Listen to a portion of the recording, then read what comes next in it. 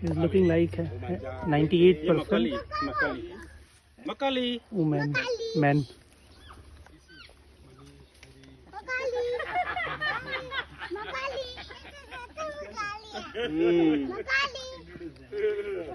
And in the night they are sleeping in it.